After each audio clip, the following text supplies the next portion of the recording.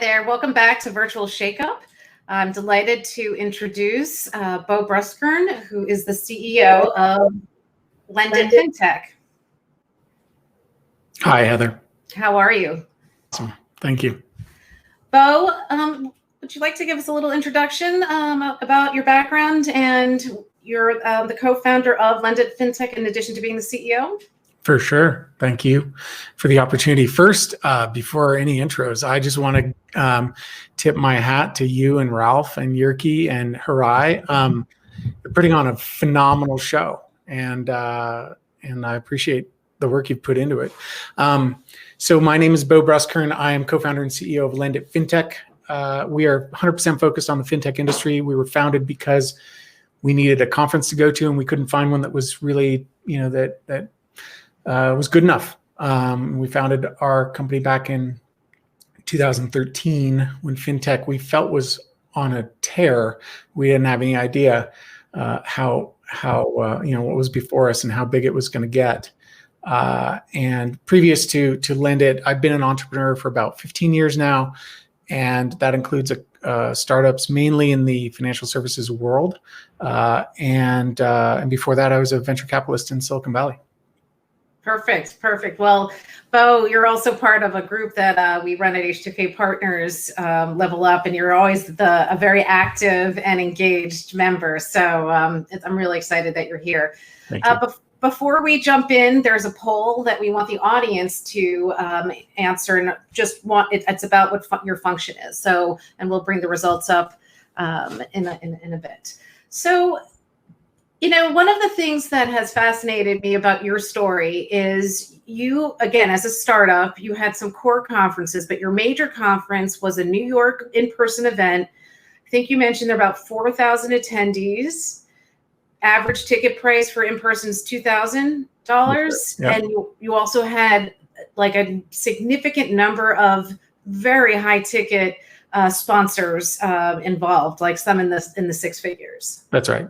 Yeah, I can review that really quickly. And look, I'll be as transparent as I can, which is complete open kimono with the audience here, because we're all in this together. So last year we did about just shy of 10 million in revenue. Most of that, like 80% of that, comes from the USA conference, or came from. This is 2019. Of the 4,000 people that joined, roughly half are paying. So 2,000 people at $2,000, $4 million of revenue just from the audience. It's a little higher than that. And then balance from sponsors, and that's how you get up to the 9 million. Yes, the largest ticket price, about $200K for the sponsors. That would be our industry leader level, and lowest is startup at 5,000. But let's see, average would be last year, I think we hit about $22,000 per sponsor and hit 100 and I forget how many, close to 200 sponsors, not quite 200, but right in that range. Mm-hmm. So it was hard to say goodbye to that, and we had to say goodbye to that, just as we were running out of cash in the early days of COVID. Right in March, I think, is when we killed the conference. Okay, but you were able to reinvent it as a virtual event in September, correct? Yes. First, we postponed live event in September. We were just as hopeful as many were. And then we switched from, we're very careful with our language here. We never canceled that show. Yeah. We just converted it to a virtual conference. And that's when, so we had to, first we sold our sponsors, and mainly, conversation about sponsors would be, first we sold them on the big show in May before pre-COVID. Then we sold them on, we're going to do it in late September at the Javits Center in New York. Like, same deal, just delayed. And then we had to sell them again. And at this point, the sales team is pissed because they're like, this is the third time I'm selling it. And this time we don't even get to show up and drink beer. We're going to be showing up online, and what a drag that's going to be. So it's tricky. Well, actually, that whole sales narrative there is one I think a lot of event organizers went through. You were selling the same customer, the same event about 3 times over, and each time it was a different narrative. So with that said, I believe you mentioned that you were able to sell tickets still, but your price went from 2,000 to 600 on an average. Yeah, the highest price was $895. So that was a $900 ticket, but the average selling price was $600. Yeah. Right. Okay. But still, that's amazing to have been able to sell the tickets. And I believe that must have a lot to do with the fact that your audience knows the quality of the content and had engaged with you.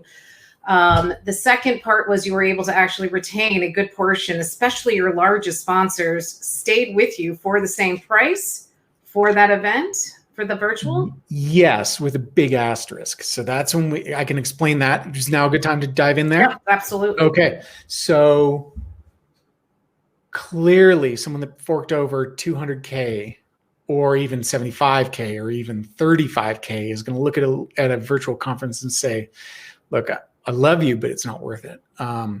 And so what we did was we created a whole bunch of digital media inventory. And one of the things that really saved us were virtual panels / webinars. We created a whole bunch of products. We started monetizing our newsletter, our blog posts, our white paper distributions, our white paper writing, like anything we could do to take let's call it like a $60,000 sponsorship and say, okay, this is the inventory you bought before, and this is the inventory we're converting it to. Because we know you're a business that still needs clients. You still need customers. And we have this big list. We've got 35,000 people that pay attention to us, plus more on the prospect list. Our total audience is pretty big. Our engaged audience is really strong. And we have all the people you want to talk to. So let's just engage them differently. So when we converted, let's say a $60,000 sponsorship, we were converting from, everything on floor and in banner and sort of live in real life to a blend of digital activities. And a lot of that value, maybe in many cases 80% of that value was done outside of the conference in those virtual in the digital inventory that we created, not in the 3 days of the conference. So what you mentioned, before COVID, you would have considered yourself an event organization. Right now, post-COVID, you describe yourself as what? We are a media company, full stop, and a digital niche media company. So we took our mission and just made it more immediate. And our mission has really always been to ask the toughest questions of the industry and then find the people that can answer those questions and put them on stage. So we used to do that 3 times a year. It became very clear to us amidst all the teeth gnashing of the March, April timeframe that it became more important for us to do that than ever before. And so we really, and to do it immediately. We can't wait. Like once we push the date to September, our audience needed questions answered now. Like, in the financial services world, it's what's consumer credit going to do? Like, are we going to have a mass amount of charge-offs on these loan books? How do we become a digital bank when we're a community bank, in whatever, Denver, Colorado, where I live? And so those kinds of questions need to be answered immediately. And so we took our purpose and just did that. And we put it online and started asking and answering the questions immediately. And that turned into the real revenue stream. So short answer, digital media company. Longer answer is we had to create all that stuff on the fly. Well, you're a startup, and again, that's an underlying theme here in Virtual Shakeup is this the startup mentality is so critical now because of agility, need to pivot. It's the pressure, not knowing all of that. I just want to bring in the results from the first poll we did, and then I have a second poll. Ralph. So your function, event management is 60%, executive leadership. Oops, sorry, Ralph, I took your role. I'm just going to keep quiet. You keep going. Doing a great job. So executive leadership is 30%, 6 is marketing, 6 is sales, and no one from Operations logistics. That's interesting. All right. The next poll is actually how well or not does curated networking meetings impact customer satisfaction and retention? And this is not I want the audience to put in what you think. We have a case study, so that's not like a perfect answer, but we'll come back with the results. So now with this September event, you were able to retain, i.e. this idea that you were charging for tickets. It was less, but you still sold, right? You did not say free. You were able to retain the majority of your sponsors, not just though for the event, you had to give ancillary services. You now believe you're a 365, you're a 365 media company. But I want to dive into the September event specifically because you talked about this customer experience that you delivered right off the bat, which I thought was just phenomenal. And it had a lot to do with networking. So can you tell us what you did? Yeah, well, and this is, I would say this to anyone on any platform, but we happen to be on the Brella platform, and I'm about to dive into some really positive comments about Brella. But we've been working with Yerky and his team since the dawn of time. We were definitely not the first event, but we were among the first to adopt, and the one-on-one networking thing became kind of a hallmark of a Lend It FinTech conference. At some point, we decided we're really good at content, but people are actually coming for the networking. Like they use content as an excuse to come, and then they just go hog wild on one-on-one networking. We'd have this big, Brella area right in the middle of the show floor, 100 tables. And we found a direct correlation between Net Promoter Score and the number of meetings people had on Brella. So we really started pumping that. So now we had a call with Yerky back in March, April timeframe. Started talking to him about okay, so what's going to happen here? And I saw absolute panic in his eyes, and I think he saw the same in mine. But now we're through. Here we are in December. Those guys just killed it. They went straight to video. They adopted all the things that you see today, and continue to innovate just like they have since the 2016 timeframe when we first adopted them. So that networking was a big part of the event. What we discovered was very similar. Now, in the virtual event that we just had in September, our Net Promoter Score was our third highest ever, including all the events we've ever done. And it was a virtual event. That's really hard to do. I think and we got a 35, just to be very clear. 35, I think we had a 38 at one point, and then we had an 80 something for our LATAM event last year, which was just like stunning. But anyway, so we just killed it. And a lot of the comments that came back were, hey, look, the audience was so open to meeting. People were engaged. If I reached out, people got back to me, and we had productive one-on-one video networking. And oh, by the way, it was easier because I could go straight from a keynote or a panel right into my one-on-one networking and then bounce back. In the content stage as well, we have multiple tracks running at multiple times.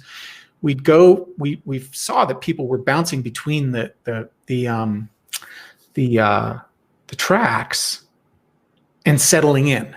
So you go, this track looks good, or this session looks good, and then you got kind of a panel. Maybe it's not a dud, but it's not really speaking to one audience member, and so they flip to another channel, and then they flip to a third, and they settle in there and watch. And the engagement was phenomenal. People were really tuning in.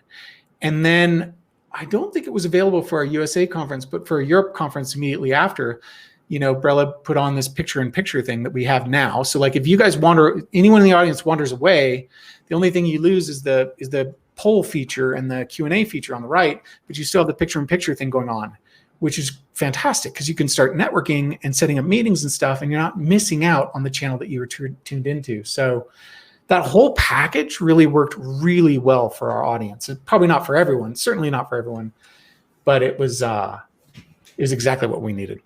Well, in addition to the meetings and, the Brella networking, you also had a networking event and speed dating, which Yes. can you tell us about that? Yeah. So we did. I consider the Brella networking speed dating. We also had a more random approach. Oh boy. We call it networking roulette. Oh man, I've got to figure out. It'll come to me. The vendor will come to me. But they really and we really pushed hard on them to innovate. We had a couple of trials with them in June that some worked, some utterly failed. But by the time September rolled around, we were able to do this networking roulette, and it is a 5 to 8 minute. I think that we settled on 8-minute sessions. Really a slick technology where everyone piles into this thing. So you get hundreds of people in there. You kind of say, you give some idea of what you want to talk about. And then there's a matchmaking thing in the background. They call it AI. It might be AI, probably not, but there's some sort of algorithm. And then it matches you much more randomly. So I'm choosing more by topic instead by person. And it worked really well. That got excellent reviews. We didn't run that all day. It's more of an event within an event. And we did that after days 1 and 2. It reminds me of an event that I helped where they had, and again, it was in person at a Swank Hotel, very high level executives in commercial real estate. So they had the meetings during the day, but right prior to the cocktail reception, they did the speed dating. And I was shocked how many people did it at that level. But basically you said, well, it's not that big of an investment for me. So I get to meet more people. You're helping me do it. If I don't like them, it's 6 minutes. I get to go to the next one. And then everyone moved into, I believe on your side, but in virtual, a reception. Right. And so much easier to extract yourself from a conversation you don't want to be in when the screen sort of fades. You're like, okay, nice meeting you. And you go to the next person. You only wasted 8 minutes, right? Yeah. Whereas at a bar, sometimes I'll get just backed into a corner. Yeah. And that's dreadful. So there's no awkwardness there, which is great. All right. Well, I know we have some questions from the audience, but we also have poll results. Let's see. How well? Oh, here's Ralph. Yeah, I seem to be. I'm getting backed into a corner. I can't speak unless I'm on the stage. How well or not does curated networking and meetings improve customer satisfaction and retention? So 39% of people said 75%. I tell you what, if I'd had a drink at the bar, I would be struggling to follow this. But 39% of you said 75%, and 30% of you said 50%. So pretty high. So a recent case study that Brella did, and it wasn't Bo's case study, but I think his CSAT, his scores tell you enough. I want to say that there was, for the attendees that engaged in networking, there was a 60% retention rate for the next event. So again, it's just this networking part for virtual events, and when in-person comes back, helping the curating it is so critical. All right, let's go to the questions from the audience. So, did the virtual event exceed sponsor expectations or underwhelm them? Will they return? Great question. One thing we didn't touch on, but I know has been touched on by other speakers, is sponsor education. And we did invest a lot in that, a lot of time. It was not expensive at all, but it was, we put on several webinars just for sponsors to join and try to really get them to understand what they were stepping into, how to engage the audience, what to expect, and things like that. Our sponsors were overwhelmingly positive and surprised. And that's one thing I didn't mention as part of the MPS. There might have been some surprise factor in there where people came in thinking, well, I kind of have to do this. It's going to be awesome. And they came in and they're like, wow, production value high, meeting value high. And that just sort of gave a lift on everyone, including sponsors. So, even our top dollar sponsors, I think, were really pleased. And yes, we will retain those, and I think win more because we have this proof point. Yep. No, absolutely. Absolutely.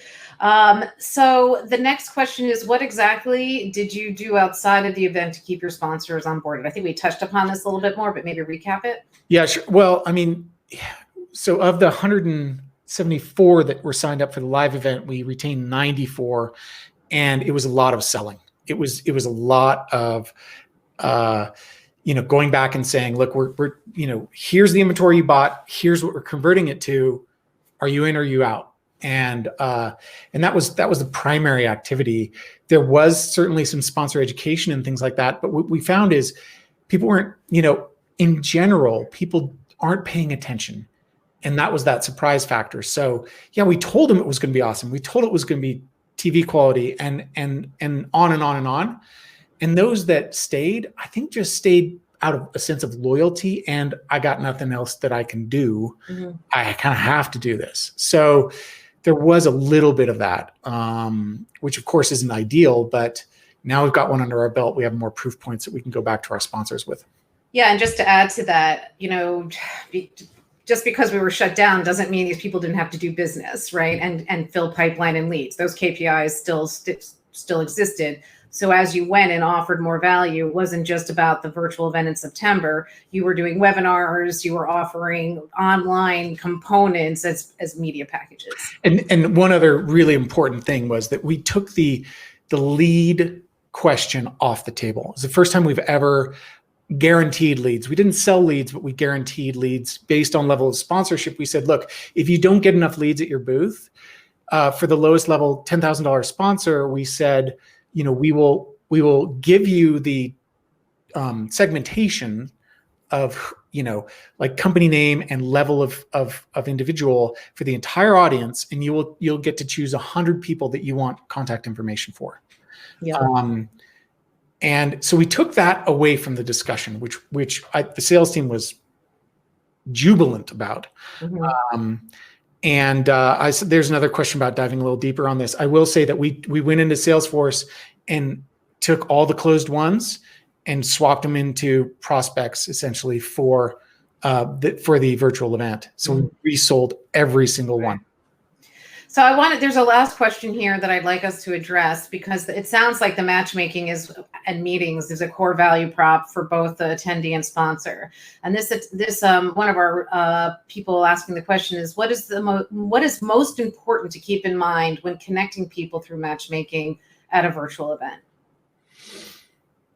I think some of it is just encouragement. Like the platform is gonna dictate how it happens. And I have very strong feelings about what works, and speed dating works, and the way that Brella does it, I think, is very, very good. Mm. But there's other platforms out there, and I'm sure they all have great benefits. In order to get people to buy in, it's a virtuous cycle or a vicious cycle. If nobody's there, nobody's there. So putting networking first, making it almost a mandate. If you're joining the conference, you are automatically sort of involved in this pool of networking people, and then continuing to positively reinforce that throughout the show is just to say, hey, don't forget to sign up for your meetings. If someone has invited you, please decline or accept. We hammer on that one because if people aren't declining meetings, that the slots are booked up and all that. But it's really just sort of putting it first and foremost in your value prop with your customers and saying, do this. And then when they do it, they're like, well, yeah, that was really valuable.